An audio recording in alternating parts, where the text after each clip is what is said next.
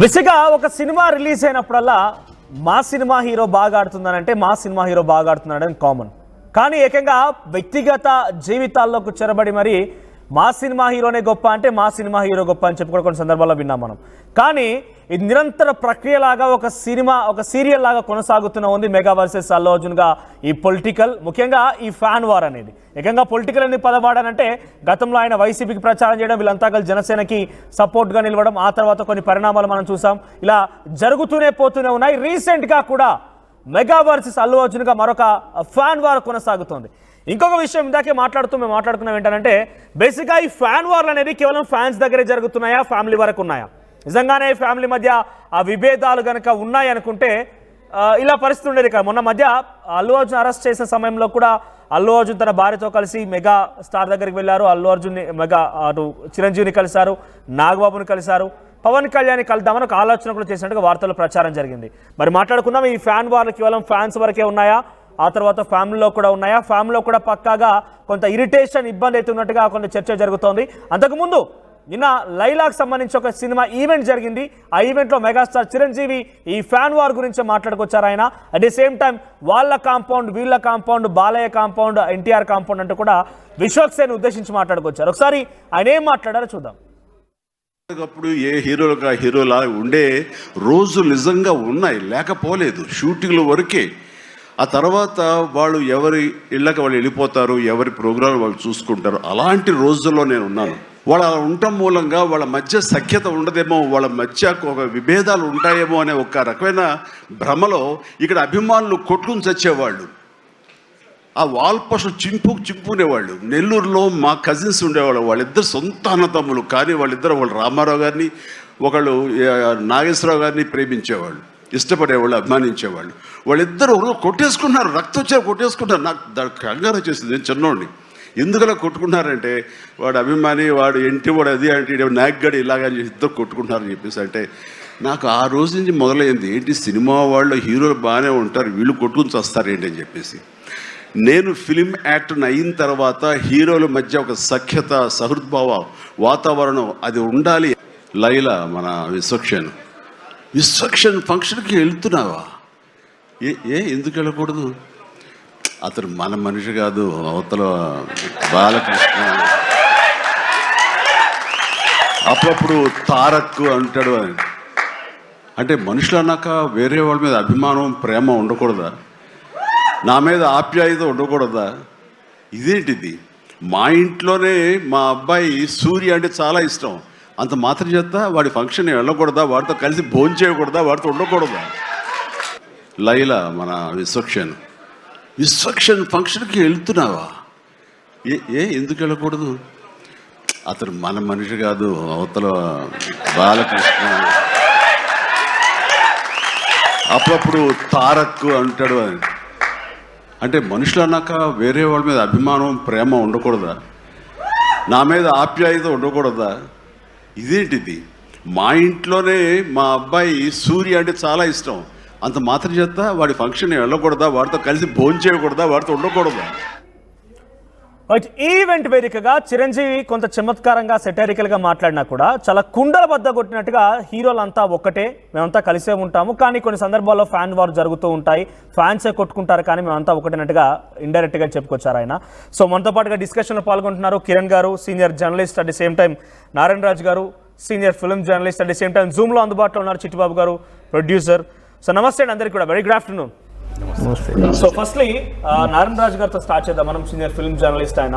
So ఏంటంటే ఈ political fan వార్లు, పొలిటికల్ వార్లు, సోషల్ మీడియాలో ట్వీట్లు, ఈ యొక్క మీమ్స్లు, ఇవన్నీ కేవలం ఫ్యాన్స్ మధ్య ఉంటాయి, హీరోల మధ్య ఉండవు అనేది చిరంజీవి గారు చెప్తున్నారు. మీరు చాలా సీనియర్, అనేక మంది హీరోలతో మీరు మాట్లాడిన సందర్భాలు అనేక మీట్లో కూడా కలిసి ఉంటారు. సో నిజంగానే ఈ హీరోలనే వాళ్ళు రెచ్చగొట్టకపోతే, వాళ్ళ ప్రసంగాల ద్వారా, వాళ్ళ మాటల ద్వారా రెచ్చగొట్టకపోతే ఈ ఫ్యాన్ వార్లు జరుగుతాయా?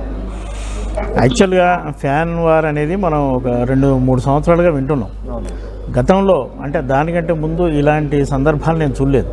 అంటే సినిమా రిలీజ్ అయినప్పుడు థియేటర్ల దగ్గర హంగామా చేయడం, లేదా మనకు అపోజిషన్ హీరో అని భావించినప్పుడు ఆ సినిమాకి వెళ్ళి బిఫోర్ ఇంటర్వెల్ ఒక క్యూ లాగా ఫ్యాన్స్ ఒక సెక్షన్ ఆఫ్ ఫ్యాన్స్ బయటికి వెళ్ళిపోవడం, ఆ సినిమా మీద ఒక నెగిటివ్ టాక్ స్ప్రెడ్ చేయడం అనేది చాలా కాలంగా ఉంది.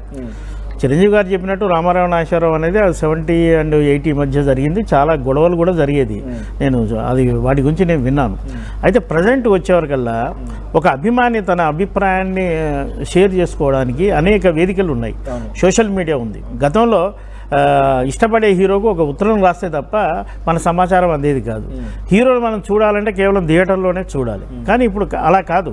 సోషల్ మీడియా అంటే చేతిలోనే మనకు ఆయన అభిప్రాయాలు, ఆయన ఫాలోవర్స్ గురించి తెలుసుకునే అభిప్రాయం కలుగుతుంది. ఈ ఫ్యాన్స్ మధ్య అంటే మనం ఒక హీరోని ఇష్టపడ్డప్పుడు ఆ హీరోను ఇంకో హీరోని వ్యతిరేకించినప్పుడు ఆ హీరో కంటే మన హీరో ముందు ఉండాలి. రికార్డులు సినిమాలకు సంబంధించి అనేక రికార్డ్స్ ఉంటాయి.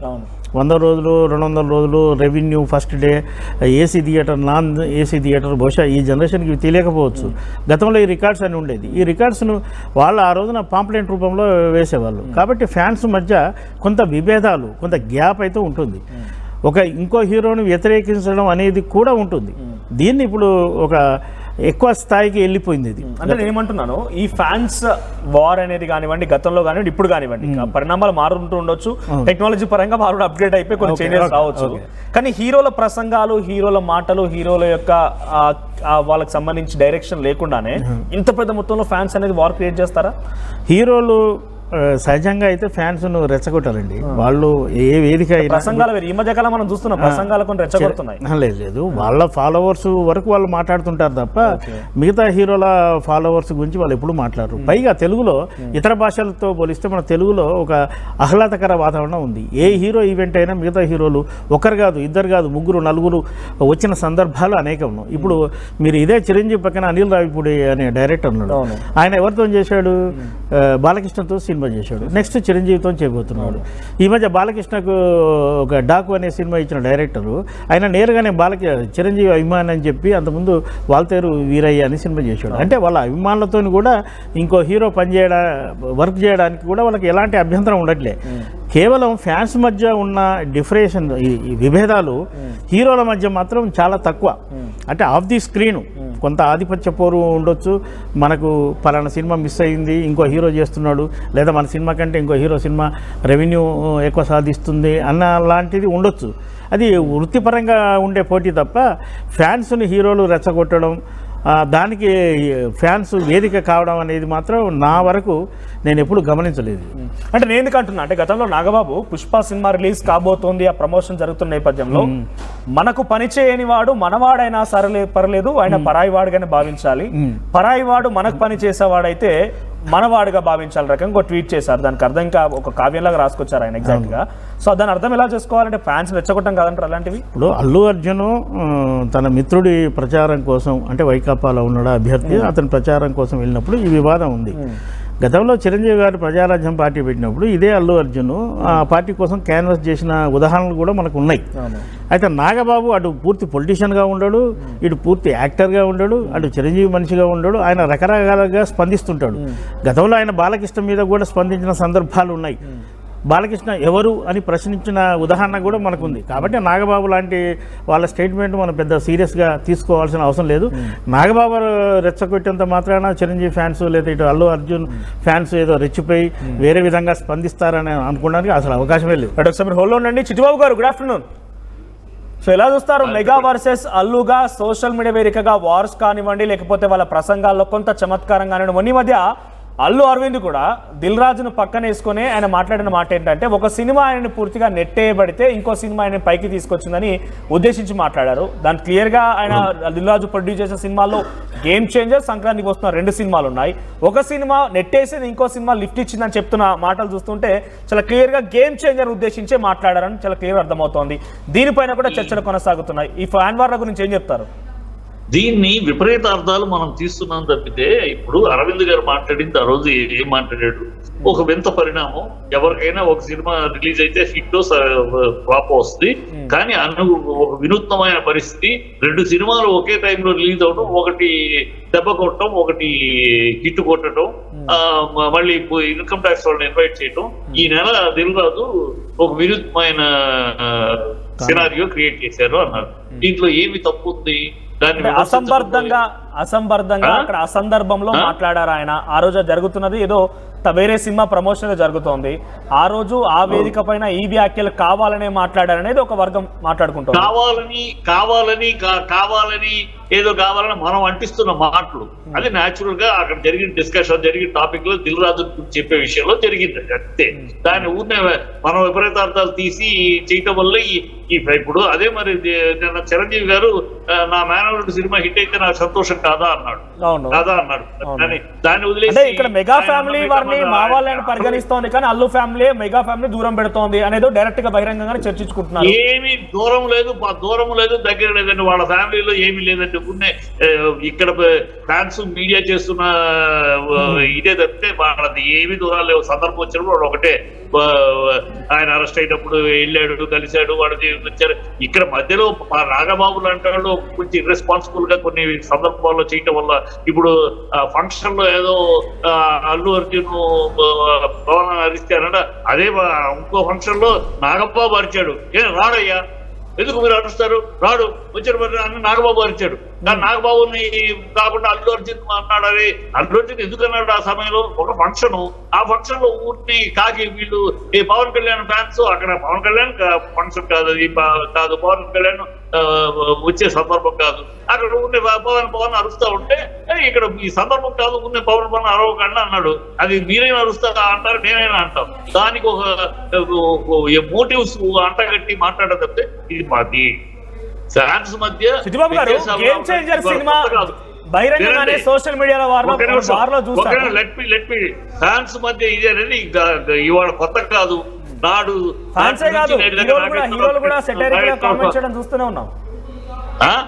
ఫ్యాన్సే కాదు, హీరోలు కూడా సెటైరికల్ గా కామెంట్ చేయడం వాళ్ళ యొక్క ఏమి సెటైరికల్, మీరు సెటైరికల్ తీస్తున్నారు సార్. ఏం సెటైరికల్ తీసేటన్నా చిరంజీవి మాట్లాడిన దాంట్లో ఏమి సెటైరికల్ ఉంది? ఏమీ లేదు. ఓపెన్ గా క్లియర్ గా చెప్పాడు, మేమందరం ఒకటే, మా కుటుంబం ఏ సినిమా సక్సెస్ అయినా సంతోషంగా ఉంటాం, మేమందరం ఒకటే. మీరు ఫ్యాన్స్ అయినా దాంట్లో ఏమి సెటైరికల్ ఉంది? అల్లు అర్జున్ సినిమా సక్సెస్ అయితే నా మేనల్లుడు సినిమా సంతోషపడనా? ఇండస్ట్రీలో ఏ సినిమా సక్సెస్ అయినా సంతోషపడతాం. దీంట్లో ఏమి సెటైరికల్ ఉంది? ఉన్నే మనం కోడిగుడ్డు మీద వెంట్రుకలు పీకినట్టు ఉన్నే లేనిపోతే మనం మీ నుంచి క్లారిటీ ఎక్స్పెక్ట్ చేస్తున్నాను. గేమ్ చేంజర్ సినిమా అనేది ఫెయిల్ అవ్వడం కోసం కానివ్వండి, అది పైరసీ లీక్ అవ్వడం కోసం కానివ్వండి, ఇవన్నింటికి కారణం అల్లు అర్జున్ అభిమానులు, లేకుంటే అల్లు అర్జునే అనేది చాలా కరాఖండిగా చాలా మంది అభిమానులు, మెగా అభిమానులు చెప్పుకోవచ్చారు. రామ్ చరణ్ ఫ్యాన్స్ అయితే బహిరంగంగా కొన్ని కేసులు కూడా నమోదు చేసిన పరిస్థితి కాదండి. ఆ అభిమానులు అర్ధజ్ఞానులు, అజ్ఞానులు,